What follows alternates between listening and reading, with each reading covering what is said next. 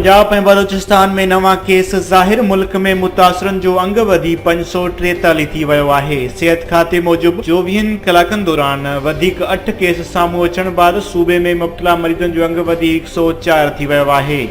Corona virus सबबि Pakistan railway वधीक 11 roots ते ट्रेनूं बंदि करण जो ऐलान करे छॾियो। रेलवे वारे वफ़ाक़ी वज़ीर शेख रशीद चयो आहे त मुल्क में 34 ट्रेनूं 15 रमज़ान ताईं मुअतल कयूं वयूं आहिनि, जेके हालतूं बहितर थियण ताईं ॿीहर हलायूं वेंदियूं। लाड़काने में कोरोना वायरस खां बचाव लाइ विरहायल साबुण एक्सपायर निकिता। मुदे ख़ारिज साबुण विरहाइण वारे अमल ख़िलाफ़ शहरनि एहतजाज कंदे यूसी चेयरमैन ते एक्सपायर साबुण विरहाए माण्हुनि खे बीमार करण जो इल्ज़ाम हयो आहे।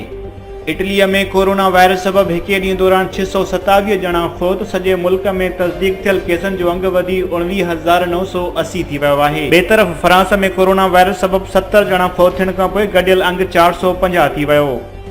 ऐं सखर में शिया अॻवाननि खे दाख़िल थियण जी इजाज़त न मिलण ऐं बद इंतज़ामी ख़िलाफ़ करतीना मुंतक़िल थियल ज़ाइरीन ॿाहिरि निकिरी आया। उन मौक़े ते पुलिस ऐं इंतज़ामिया सां ज़ाइरीन जे मुंहं मारी बि थी, जंहिं बाद इंतज़ामिया शिया अॻवाननि सां ॻाल्हियूं करे एहतजाज ख़तमु करायो ऐं ज़ाइरीन खे ॿीहर करतीना सेंटर ते मुंतक़िल करे छॾियो आहे।